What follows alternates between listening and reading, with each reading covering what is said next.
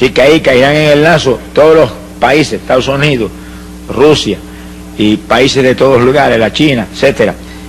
Creerán en ese hombre y en una u otra forma le respaldarán. Versículo 5. También se le dio boca que hablaba grandes cosas y blasfemias. Así que el hombre es un enemigo de Dios. Blasfema el nombre de Dios, pero habla grandes cosas. Se le dio autoridad para actuar 42 meses. Y esos son 3 años y medio exactos, conforme al calendario profético de Dios. Por 3 años y medio tendrá autoridad para actuar en la forma violenta en que él va a actuar durante su reinado. Y el verso 7 dice algo inquietante. Se le permitió hacer guerra contra los santos y vencerlos. Y sus 42 meses son la gran tribulación en toda su plenitud. Que sí, que hay de los que se queden, alabado sea Dios. Es uno de los puntos que usan los que hablan que la iglesia pasará por la gran tribulación, para decir que la iglesia pasa por la tribulación, porque ahí dice que el anticristo peleará contra los santos y los vencerá, pero está hablando de los que se quedan, no está hablando de los que se van. Sea bendito Señor Jesús. De eso veremos detalles, ¿verdad?, bíblicos después bien claros y precisos, pero anticipándonos a eso, ¿verdad? Hay de los que se queden, porque hará guerra contra ellos y les será dado vencerlos. ¿En qué forma los vencerá? Apocalipsis 6, versículo 9. El apóstol San Juan lo vio en visión. Dice: vi bajo el altar las almas de los que habían sido muertos por causa de la palabra de Dios y por el testimonio que tenían. Es un pasaje de la gran tribulación en todo su apogeo. Clamaban a gran voz y decían: ¿hasta cuándo, Señor santo y verdadero, nos juzgas y vengas nuestra sangre en los habitantes de la tierra? Que sí, que los vencerán, sencillamente serán martirizados. Mártires. Palabra dice luego en forma clara que van a ser degollados aquí abajo por causa del testimonio de Cristo que mantienen. Pero el que no mantenga el testimonio, ese será sellado con el número de la bestia, que dice la Biblia, ahí mismo en Apocalipsis 13, verso 18, que su número es el 666.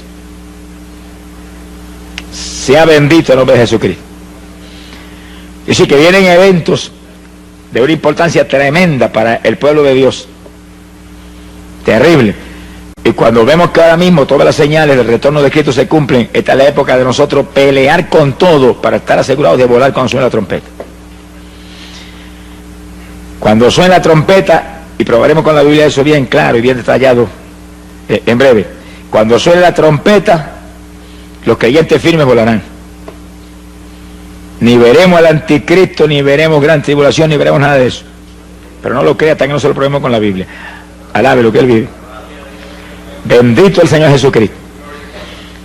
Ahora, Daniel capítulo 8, verso 24, vuelve y habla de este hombre que le llama la bestia.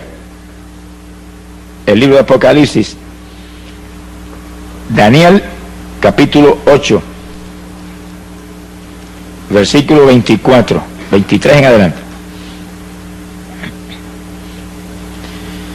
Dice: y al fin del reinado de estos, cuando los transgresores lleguen al colmo, dice, cuando estuviéramos en plena apostasía, maldad extrema en la tierra, se levantará un rey altivo de rostro y entendido en enigmas. Ese es el hombre que Juan le llama el anticristo, Apocalipsis le llama la bestia. Su poder se fortalecerá, mas no con fuerza propia.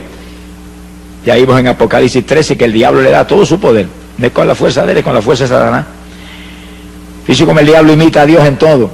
Nosotros no nos movemos con fuerza nuestra tampoco. Nos movemos con la fuerza del Espíritu Santo que está en nosotros, que Jesús nos ha dado. Y el anticristo tampoco se moverá con su fuerza, se moverá con la fuerza del diablo. Que sí, que es el diablo imitando lo que Dios hizo con Jesús, que le pasó todo el poder a Jesús. Ahora él viene y le pasa todo el poder a ese hombre. Bendito sea el Señor Jesús. Vamos a ver más de eso ya mismo. Su poder se fortalecerá, mas no con fuerza propia. El diablo le pasará su trono y todo su poder. Causará grandes ruinas, prosperará, destruirá a los fuertes y al pueblo de los santos. Ahí vuelve lo mismo otra vez. Desde Daniel está profetizado que hará guerra contra los creyentes que están aquí abajo en ese tiempo y los destruirá. Ahora está hablando físicamente y espiritualmente. Los que le acepten los destruye espiritualmente. Los que lo rechacen y mantengan el testimonio de Cristo los destruye físicamente. La persecución más terrible que jamás habrá visto contra el cristianismo vendrá ahora. Será una repetición de la Inquisición romana, pero en forma abierta y pública y trágica para los que se queden. Por eso que hay que dar una voz de alerta al pueblo y mostrarle cómo es que tenemos que estar preparados para ir, para que escapemos de esto, más el galardón tremendo que recibirá los que se vayan con el Señor. No es lo mismo lo que se salvan en la tribulación que lo que se salvan cuando suene la trompeta y volemos, que somos la novia de Jesucristo y estaremos en boda allá arriba mientras la tribulación está en su apogeo y matando cristianos aquí abajo por miles. Quiere decir que aparte de escapar de la tribulación, seremos el pueblo que donde quiera Cristo vaya, nosotros iremos detrás de él. Primera de Tesalonicenses 4:16 lo dice bien claro. Que sí, que irse en el rapto es el privilegio más grande que jamás Dios le haya concedido a humano alguno. Por eso que la Biblia dice que la gloria postrera de esta casa será mayor que la primera. Nunca, ni los días apostólicos, ni en ninguna época ha vivido el pueblo algo tan grande que jamás moriremos. Oiga eso. Jamás van a pasear este cuerpo que tenemos ahora en un ataúd por ahí hasta el cementerio. Jamás. Jamás la muerte va a tener el privilegio de meternos el aguijón y hacer que esto deje de respirar. Se ha glorificado el nombre de Dios. Y el privilegio de en un segundo recibir un cuerpo igualito que tiene Jesucristo. Bueno, es grande lo que Dios nos ofrece. Si perdemos esa bendición, somos los más necios de los seres humanos. Sonríese, que el Señor le ama. Pero la Biblia dice que es lo que hay que hacer. Si no lo hacemos, es cuestión nuestra. Dios siempre dice lo que hay que hacer. Luego usted tiene un libre albedrío y yo también. Si queremos hacer otra cosa, pues allá nosotros. Pero si hacemos lo que Él dijo, escaparemos y no veremos nada de esto que estamos hablando ahora. Sea bendito el Señor Jesucristo. 42 meses, son 3 años y medio, ahí es la gran tribulación. Cuando todo el poder de ese hombre satánico se va a desencadenar sobre la tierra. Y viene tercera guerra mundial en esos días. Y viene terremoto mundial en esos días.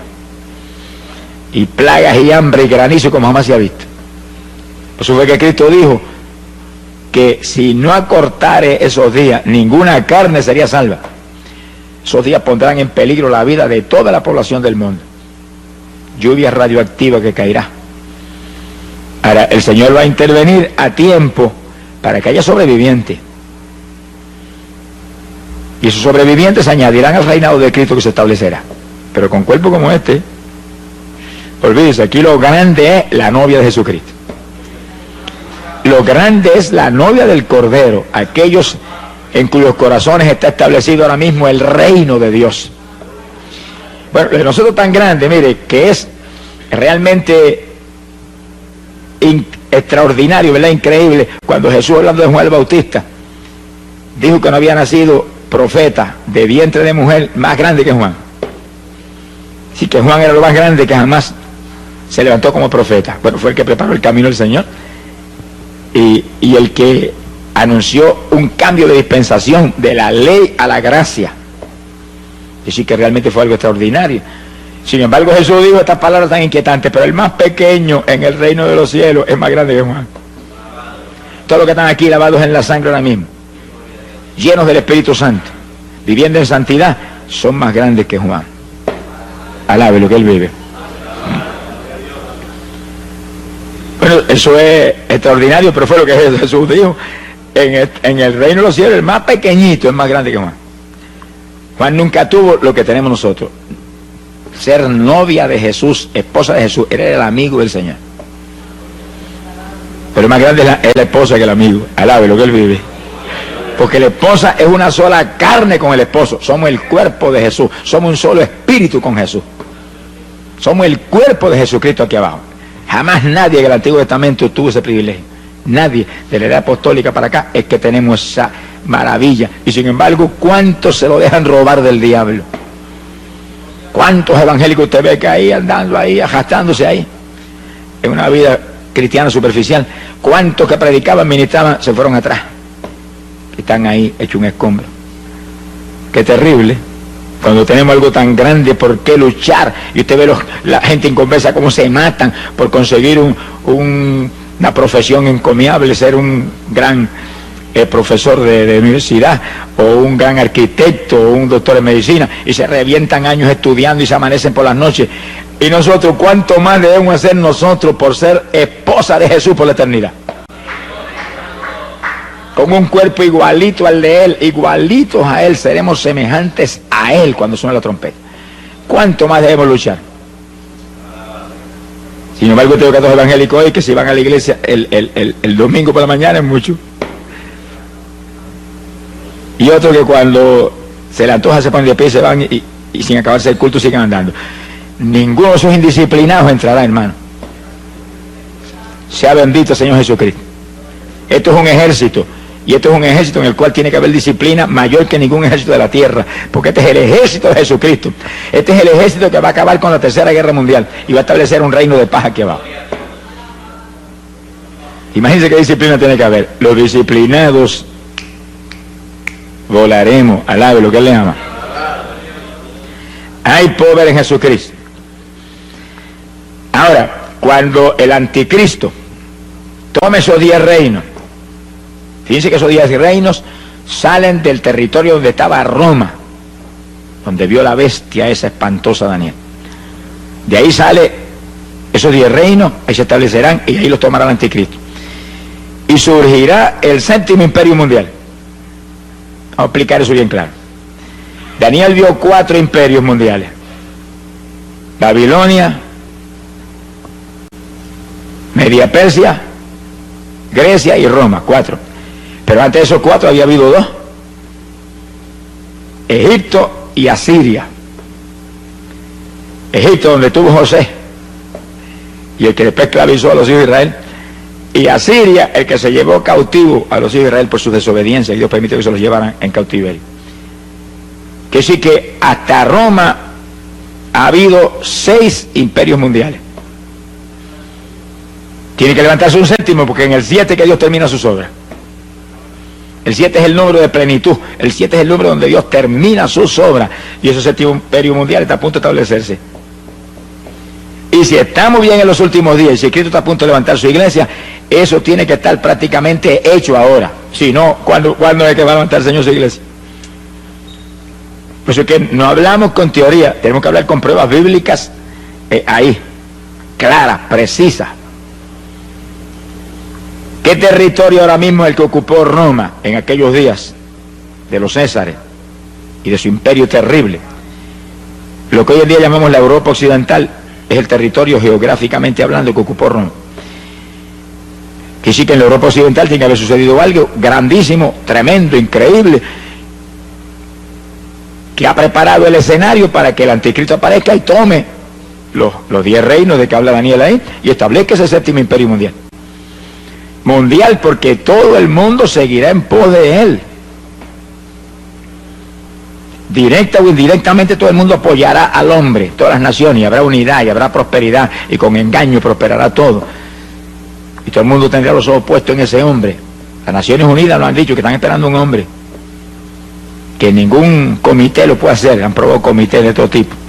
Un hombre que tenga tal sabiduría, tal poder persuasivo, que pueda convencer a las naciones y traer paz, impedir la Tercera Guerra Mundial, levantar la economía del mundo. El hombre está ahí esperando el momento para él tomar los 10 reinos y aparecer en escena.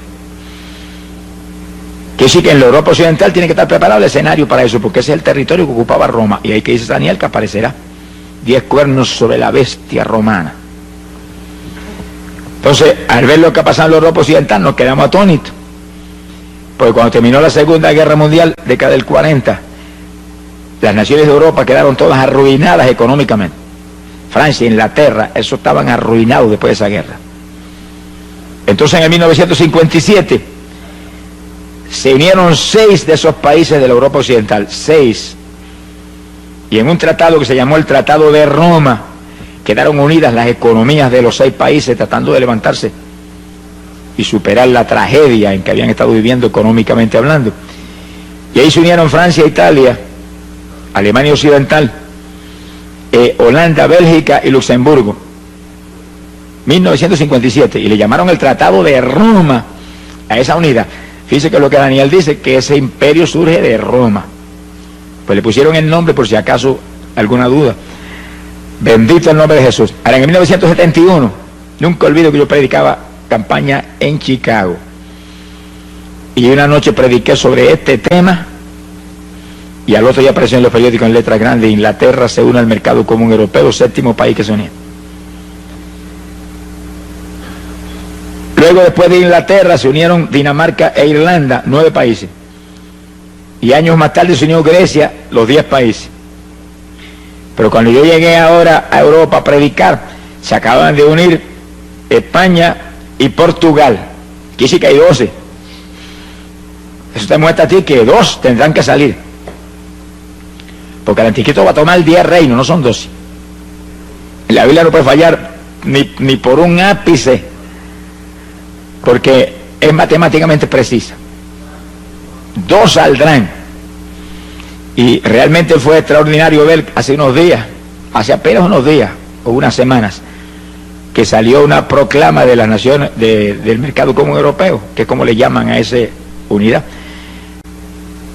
que estaban muy decididos a sacar 2 naciones fuera, porque la economía del mercado no estaba a lo alta que ellos creen que debe estar. Pero ahora mismo, en eso que están unidos, hay más de 330 millones de personas unidos, como si fueran prácticamente un solo pueblo. Pronto, dicen ellos, que van a quitar las fronteras, y entonces una persona pasará de un país a otro sin enseñar ni papeles, nada, porque no va a haber fronteras. Serán un solo imperio, un solo reino, y pondrán un sistema monetario común. Entonces eso está ahí ya determinado. Quiere decir que ese es el imperio del anticristo, donde está Francia, Inglaterra, Alemania, todos esos países ahí, sin saber lo que les viene para encima. ¿Y en manos de quién van a caer? Y un país como España, que le da la espalda al Evangelio, y que ahora mismo hay como 40 millones de personas, y no sé cuál sería el número preciso, ¿verdad? Pero no hay probablemente ni 100.000 creyentes en 40 millones de personas. Es decir, que es una cosa increíble. No han creído en la verdad, Jesucristo. Les será dado creer en la mentira. Eso es lo que dice la Biblia. Cuando venga el anticristo, lo agarrarán como el Mesías que viene del diablo. Sea bendito el nombre de Jesús. Que sí, que el ambiente está preparado, solamente que el hombre venga y agarre los 10 reinos y establezca ese gobierno, y entonces sus actuaciones, su sabiduría, su sagacidad, todos sus movimientos convencerán a las naciones que ese es el hombre que hay que ayudar y apoyar y seguir para que haya paz y se acabe la inflación y se acaben todas las tragedias que enfrentan las naciones hoy en día. Bendito el nombre de Jesucristo. Ahora, viendo nosotros un cumplimiento profético tan terrible como es ante nuestros ojos, ¿cuál tiene que ser la reacción nuestra? Bueno, lo que dijo el profeta Jeremías, que son palabras que quedaron escritas ahí y están en pie hoy para la iglesia del Señor como nunca antes. Jeremías capítulo 6, verso 16. Dijo: paraos en los caminos y mirad. Hay muchos caminos aquí abajo, muchas rutas, muchos senderos. Hay que pararse y mirar para todos lados, aquel, el otro. Y preguntar por la senda antigua. ¿Cuál es el buen camino? Y seguirlo, y hallaréis reposo para vuestras almas. Que sí, que en la época de decidirse, toda la humanidad tiene que pararse, detenerse un momentito de todas sus inquietudes, sus preocupaciones terrenales y materiales, y preguntar: ¿cuál es la senda antigua? ¿Cuál es el buen camino? ¿Cuál es el único camino? Y cuando le digan, el único camino es Cristo Jesús, sígalo, alabado sea Dios. Pero aquí no es que yo lo recomiende ni que yo crea que ese es, no, es que él mismo lo dijo. Juan 14:6, yo soy el camino. Un camino. Esas palabras quedaron metidas en el corazón de los cristianos apostólicos, hasta el punto que le llamaban los del camino. Es la única ruta. Esa es la senda antigua. Pero no como lo quiero no tomar, no, como lo tomó la iglesia apostólica. Un camino saturado de amor hacia los demás hermanos, de unidad entre el pueblo de Dios. Un camino saturado de poder, un camino saturado de santidad, un camino saturado de oración, un camino saturado de ayuno. La iglesia apostólica no hacía nada sino de congregación y ayuno. Léalo en Hechos capítulo 13, cuando fueron a mandar a Bernabé y a Pablo, estaban todos en ayuno clamando hasta que el Espíritu habló y dijo, estos dos son los que he separado para esta hora. Esa es la senda antigua, hay que volver a esa senda. Cuando el Pentecostés empezó en Puerto Rico, empezó en esa senda. Y los primeros pentecostales aquí tenían una fe sobrenatural, dependían de Dios para todo. Se enfermaba la vaca, oraban a la vaca y se sanaba la vaca. Se ha glorificado el nombre de Dios. Vigilaban continuamente, oraban y ayunaban, había santidad, toda profundidad. Era todo el mundo lleno del Espíritu Santo. Hoy en día eso ha descendido no se sabe cuántos metros espirituales. Y diga ese pentecostal que usted va y no sabe si es pentecostal o qué es. Porque de mirar por fuera, ya uno sabe que algo raro ha pasado, algo rarísimo ha pasado. Alabado sea Dios. Pero el llamado es, vuelve a las primeras obras, vuelve al primer amor. No que apartes el primer amor, porque si te apartas el primer amor, dice la Biblia, estás caído. Hay que arrepentirse y volver a las primeras obras. Jesús no ha cambiado. Si Él no ha cambiado, la iglesia no puede haber cambiado tampoco. Si Él no ha cambiado, el Espíritu Santo no ha cambiado, que es su emisario grande aquí abajo. Nada ha cambiado. Lo que ha cambiado son la gente. Las denominaciones, las religiones son las que han cambiado, se han modernizado, han dañado el Evangelio. Alabado sea Dios. Pero nosotros, hermanos, hagámonos más primitivos cada día, aunque nos digan ridículos, aunque nos digan fanáticos, aunque les digan lo que les dé la gana. Pero ese pueblo fanático, ridículo, lleno del poder de Dios, es el pueblo que se va con el Señor cuando suena la trompeta. Alabado sea Dios. Esa es la novia de Jesús. No me diga a mí que cristianos mundanos se van cuando el Señor dice en su palabra que no podemos establecer yugos desiguales. Y Él va a establecer yugos desiguales. Él que es espiritual y santo, con creyentes mundanos saturados de cuanta basura hay aquí abajo. Ni en sueños. No son parte del cuerpo. Bendito sea Dios. Tenemos que ser como Él. La Biblia lo dice, los discípulos serían semejantes a Él. Él lo dijo, ser santo porque yo soy santo. Y luego dijo algo más, que es una inquietud terrible, ser perfecto como mi Padre Celestial es perfecto. ¿Será posible eso? Bueno, si Él lo dijo, tiene que ser posible, porque no me diga que Jesús nos va a imponer una carga que sea imposible. Es posible. Lo que pasa es que hay que vivir como vivió Él. Hay que vivir como vivió Él, en comunión con el Padre, dispuesto a hacer la voluntad de Dios, me guste o no me guste. Y una vida de profunda oración. Hay poder en Jesucristo. Esta es la época decisiva, cuando tenemos que decidirnos, porque son dos los que vienen. Alabe lo que Él vive. Uno de arriba del cielo y otro de abajo de las tinieblas. Daniel dice, Apocalipsis 13, que vio una bestia que salía del mar, de abajo de lo profundo. Viene ese diablo terrible que entrará en este hombre, en el anticristo, y lo volverá a la bestia. Quiere decir que todo el poder de Satanás se mete en ese hombre. Son dos que vienen. Ahora, ¿cuál de los dos llega primero? Bueno, hay una teoría que llega primero el anticristo, porque si dice que si la iglesia se va a quedar abajo en la tribulación, pues el anticristo vino primero.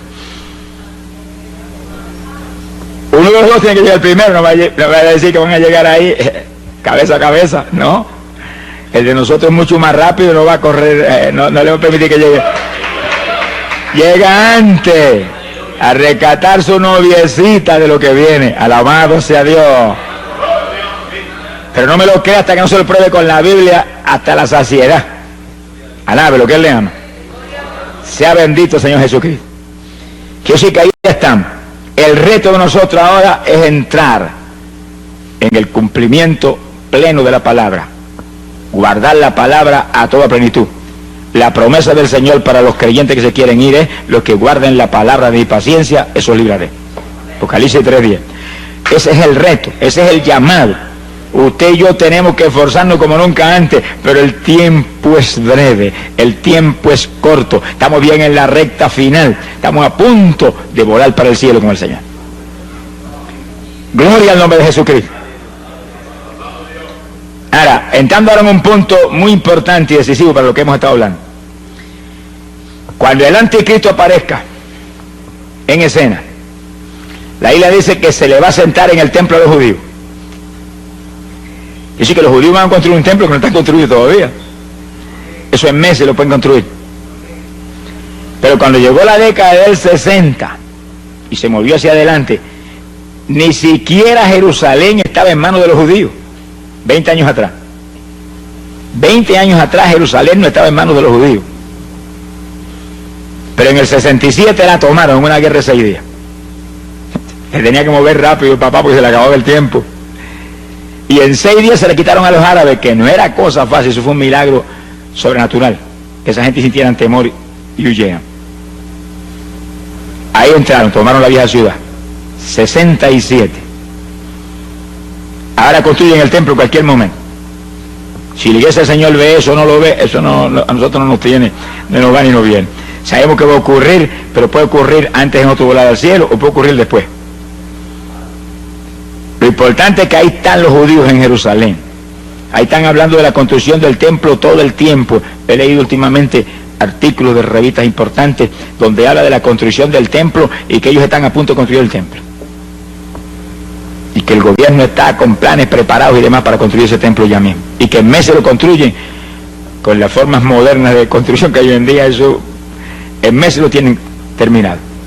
Ahí ellos van a restaurar toda la adoración que había en el Antiguo Testamento, con sacrificio de animales y lugar santo y lugar santísimo y todo eso, ignorando que ya el Mesías vino y una nueva dispensación está en pie y ya no estamos bajo la ley sino bajo la gracia,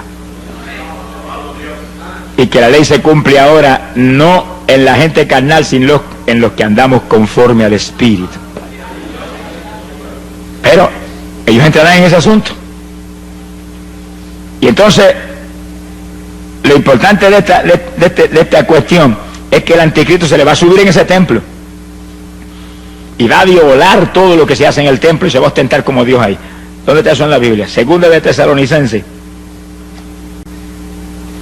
capítulo 2, verso 3 en adelante. Y esto sí que es importante para nosotros, porque esta es la base de la doctrina de que la iglesia pasa por la tribulación, con una equivocación infantil. Mire lo que Pablo profetizó: nadie os engañe de ninguna manera, porque no vendrá, está hablando de la venida del Señor, no vendrá el Señor sin que antes venga la apostasía y se manifieste el hombre de pecado, el hijo de perdición. Ese es el anticristo. Ahí es que te dicen a ti: no, pasamos por la tribulación porque el Señor no puede venir hasta que no se manifieste el anticristo. Pero ahí no está hablando del rapto, está hablando de la segunda venida de Cristo. Vamos a probarlo más abajo según leamos los versículos. Está hablando de la segunda venida de Cristo, donde el Señor viene con su iglesia y acaba con la tercera guerra mundial y establece un reino de paz. Por supuesto, el anticristo tiene que venir antes que eso, porque él viene y va a destruir al anticristo y lo va a echar de cabeza al lago de fuego y azufre. Ahora, fíjese el resto: el cual se opone y se levanta contra todo lo que se llama Dios. Ahí está en toda la tribulación, los últimos 3 años y medio, últimos 42 meses, oponiéndose a todo lo que se llama Dios, o es objeto de culto. Hay de los que rindan culto al Señor en esos días. Tanto que se sienta en el templo de Dios como Dios, haciéndose pasar por Dios.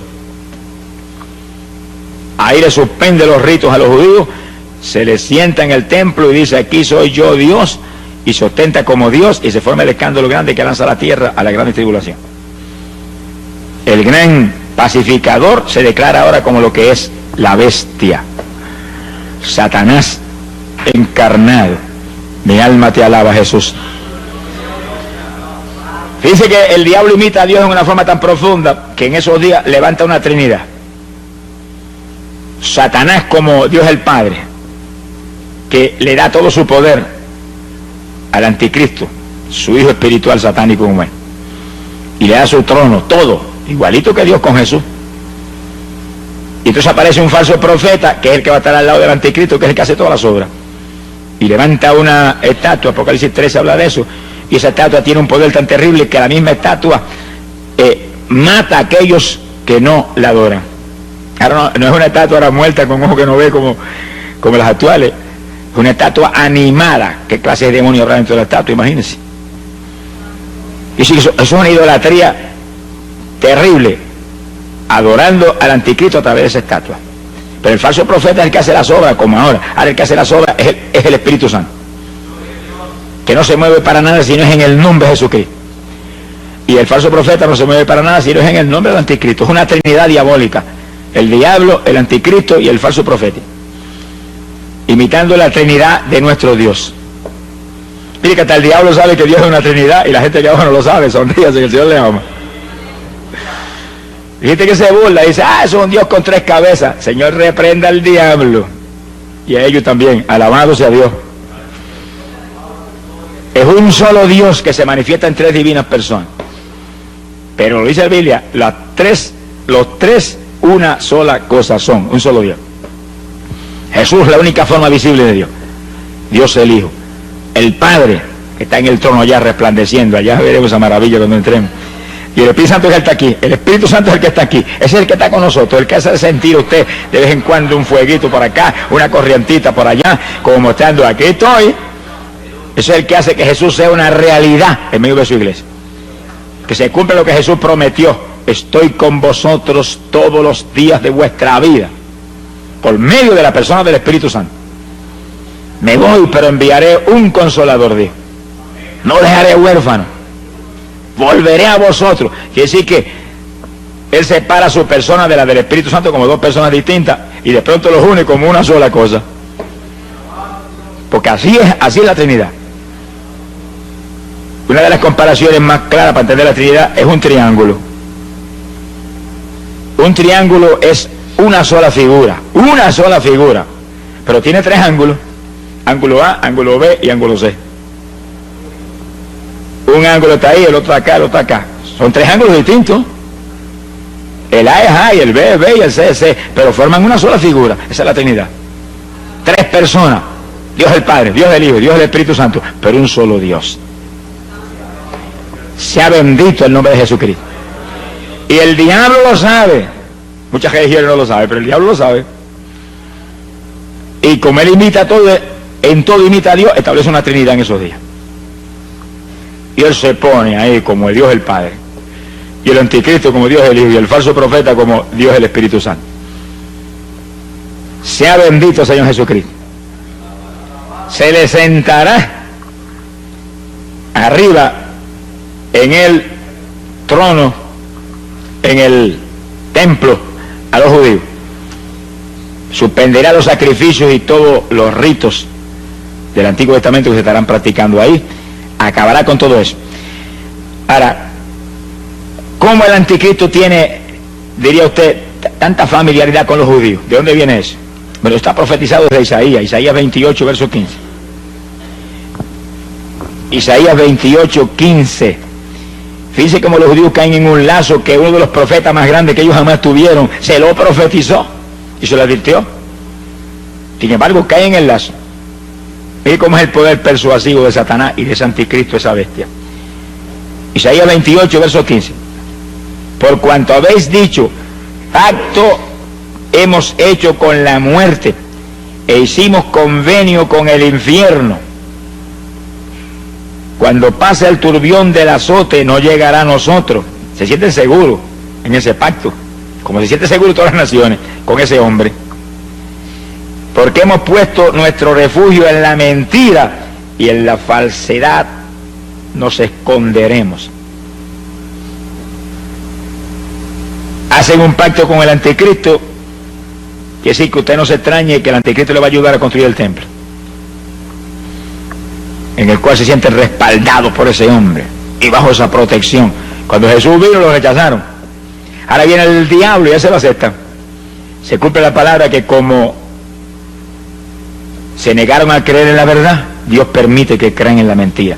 Que sí, que todavía le queda a los judíos parte del juicio que empezó hace casi 2000 años, le queda el cumplimiento final terrible en los días que vienen. Sea bendito el Señor Jesucristo. Quiere decir que ese pacto estará ahí en pie. Y en los primeros 3 años y medio de ese pacto, el anticristo cumplirá el pacto. Vamos a verlo en la Biblia. Vamos a verlo ahí clarito. Daniel capítulo 9, verso 27. Ahora pueden ver esto en forma bien matemáticamente precisa. Por otra semana, es una semana de años, 7 años. Vamos a verlo más luego en forma más clara. Por otra semana confirmará el pacto con muchos. Hay un pacto del anticristo con muchos, pero ahí está incluido Israel. Y a la mitad de la semana, cuando pasen 3 años y medio, esos últimos 7 años, hará cesar el sacrificio y la ofrenda. Después, con la muchedumbre de las abominaciones, vendrá el desolador hasta que venga la consumación. Pero fíjese que Pablo nos explica, que lo dijimos en 2 Tesalonicenses, que es lo que hace. Hace cesar el sacrificio y la ofrenda, pero se le sube en el templo y se sienta ahí y dice que él es Dios, que a él es que hay que adorarlo. Que se acabaron los ritos y se acabaron los sacrificios animales, que a él es que hay que sacrificarle ahora. Es a Jehová. Quiere decir que el pacto que él hace con los judíos es, como dice Isaías, es un convenio con la mentira y un pacto con la muerte, con el infierno, con el engaño. Se ha glorificado el nombre de Dios. Pero fíjese que ahí habla de una semana específica. Ahora, ese es un punto decisivo. ¿Qué semana es esa? Son los últimos 7 años de esta dispensación. Los últimos 7 años de esta edad. Ahora, en Daniel capítulo 9, verso 24, tenemos que entender esto para poder entender ese punto. Daniel habla de 70 semanas determinadas para su pueblo. Esos son 490 años, son 70 semanas de años. Multiplique 70 por 7 y son 490 años. De esos 490 años, desde que restauraron Jerusalén, reconstruyó Esdras a Jerusalén hasta la muerte de Cristo en la cruz, pasaron 69 de esa semana, 483 años. Quedaron 7 fuera. ¿Cuándo esos 7 aparecerían? Ahí lo dice en el versículo 27. Una última semana en la cual confirmará el anticristo el pacto con muchos, pero a mitad de esos 7 años se sube en el templo y hace cesar el sacrificio y la ofrenda. Así que queda de las 70 semanas que dijo Daniel que serían para Israel, queda una. Esa es la última semana, últimos 7 años de esta dispensación. Ahora fíjense en esto, que es lo importante que es esto para nosotros. Si en esos últimos 7 años de esta edad, que es cuando el anticristo aparece, y a mitad de los 7 años se le sube en el templo a los judíos, eso es atención de Dios para Israel. Porque aquí lo dice, 70 semanas determinadas para tu pueblo. ¿Cuál es el pueblo de Daniel? ¿Eso no somos nosotros? Si en esos últimos 7 años es atención de Dios para Israel, ¿dónde está la novia de Jesús? De boda, alabe lo que él vive. De boda. Y la Biblia dice que las bodas no son aquí abajo, porque la 19 dice que las bodas son en el cielo. Y decir, por eso tenemos una seguridad absoluta de que cuando el anticristo aparezca, no estamos aquí, porque ahí comienzan los últimos 7 años. Ya hemos volado y nos fuimos. La atención de Dios ahora es totalmente, exclusivamente para la novia de su Hijo, la iglesia.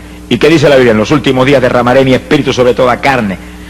Mire cómo es la atención de Dios ahora. Derramamiento del espíritu para que nuestros hijos y nuestras hijas profeticen, nuestros jóvenes tengan visiones, los viejitos tengan sueños, y siervos y siervas, unción nueva del espíritu para profetizar. Profecías, sueños, visiones, ¿sobre qué? Sobre los últimos días. Cristo viene, está a punto el Señor de venir. Mira, están cumplidas las señales, todo esto está hecho ya. Y todos los detalles ahí, nosotros hablando de eso. No hay otra conversación ahora nada más que esa. la venida del Señor, la venida del Señor. Está a punto el Señor de levantar su pueblo. Y cuando volvemos nosotros para arriba, entonces la atención de Dios volverá otra vez sobre Israel. 7 años que completarán las 70 semanas de años que Daniel profetizó hace más de 2500 años. Sea bendito el nombre de Jesucristo.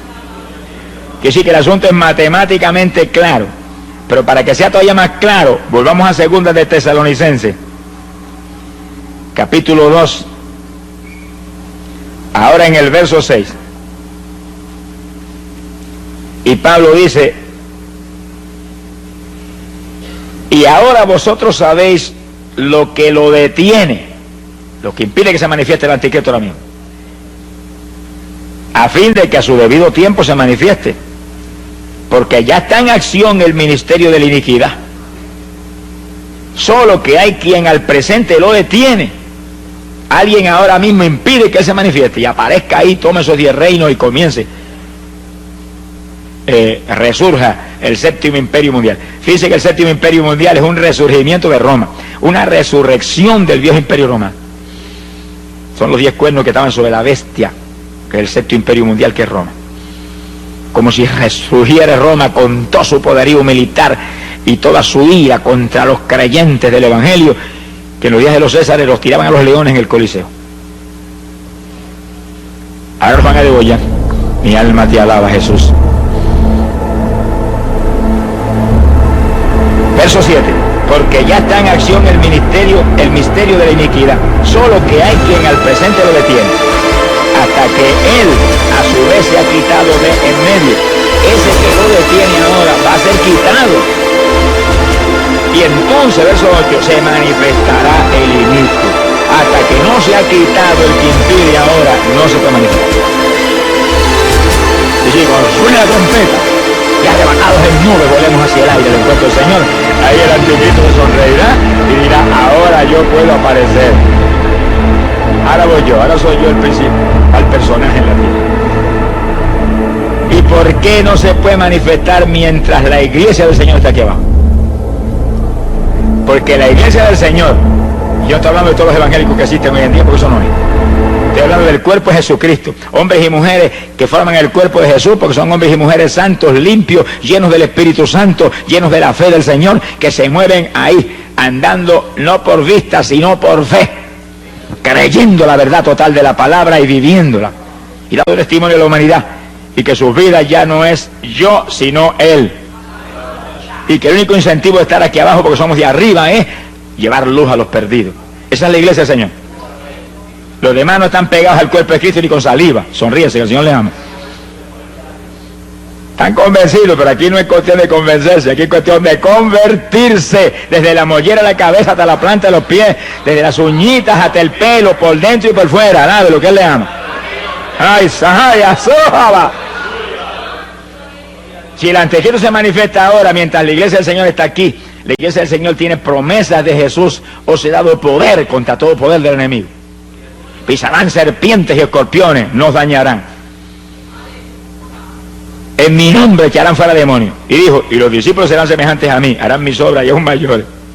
Se aparece el anticristo, ahora le caemos como el que apaga fuego encima. Lo único que va a poder hacer es taparse, cubrirse, porque los golpes lo van a abrumar. Quiere decir que no puede aparecer. El diablo no lo va a manifestar. Ahora el diablo sabe que si lo manifiesta ahora sería un fracaso para él, no va a hacer eso. Está esperando que lo que impide se ha quitado del medio. Y cuando seamos quitados del medio, para arriba. ¿Quitados en qué dirección? Para arriba. ¿Quitados en qué forma? Arrebatados en nubes hacia el aire, al encuentro del Señor. ¿Quitados en qué forma? En un segundo, en un abrir de ojos. Los cuerpos corruptibles transformados en cuerpos incorruptibles, los cuerpos mortales en cuerpos inmortales, o como Pablo dice en la carta a los Filipenses, esperamos a nuestro Señor Jesucristo, el cual transformará este cuerpo de vergüenza nuestra en cuerpo semejante al de la gloria suya. Mira el clase de poder que hay en Dios. Por eso que el que dude de Dios, hermano, está frito, está liquidado. Si en un segundo, Dios va a transformar este cuerpo, desde el más mínimo pelito que tenga usted, hasta las uñas que tenga abajo, en cuerpo de gloria, en un segundo. Pablo dice, en un abrir de ojos. Hay traducciones que dicen, en un abrir y cejar de ojos. ¿Es lo mismo? Abrir los ojos tiene que haberlo cejado primero. Es una cosa que no tiene sentido. Usted prueba que vea. Haga así, un segundo. En un segundo esto queda transformado en cuerpo inmortal, como el de Jesús. Entonces, ¿qué cosa será difícil para Dios? Si es un milagro como es en un segundo. A nada, lo que él vive. ¿Qué es entonces un cáncer para Dios? ¿Qué es entonces el AIDS para Dios? ¿Qué es entonces bautizar con el Espíritu Santo un creyente? Nada, todos son pequeñeces al lado de ese milagrote. Transformarnos en algo igualito a Jesús en un segundo. Pues eso es lo que va a hacer.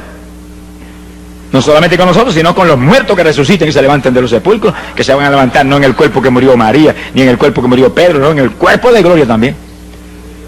Sea bendito el Señor Jesucristo. Que sí, que cuando ese pueblo lleno del fuego de Dios, fuego ha venido a traer a la tierra, Dios, cuánto desee que ya esté encendido. Mire bien que los que se van son creyentes encendidos, creyentes apagados no se van, cristianos tibios no se van, son creyentes encendidos, son antorchas encendidas que se mueven alumbrando las tinieblas de los pecadores. De lo que usted tiene, usted puede dar, pero de lo que no tiene, no puede dar. Pedro, al tullido en la puerta hermosa, dijo, de lo que tengo, eso te doy. Que tenía poder de Dios para decirle, levántate y anda en el nombre de Jesucristo. Pero de lo que no tiene, no te puede dar. Creyentes apagados, ¿a quién le van a dar luz? Ellos son los que necesitan luz. Sea bendito el Señor Jesucristo. Que sí, que lo que se van son antorchas encendidas, creyentes llenos del Espíritu Santo, creyentes que alumbran a los pecadores aquí abajo, creyentes que no dan testimonio a nadie. Mire, hermano, ni en sueños se van. Y esa es la plaga más grande que hay aquí abajo hoy en día en el pueblo evangélico, que montones de ellos no le dan testimonio a nadie, sencillamente se han conformado con ser miembros de una congregación. Eso es parte del evangelio, no apartarse de la congregación como algunos tienen por costumbre, porque la congregación, la iglesia y su pastor es el cuartel general de batalla donde se le entrena para ir afuera a quitarle las propiedades al diablo.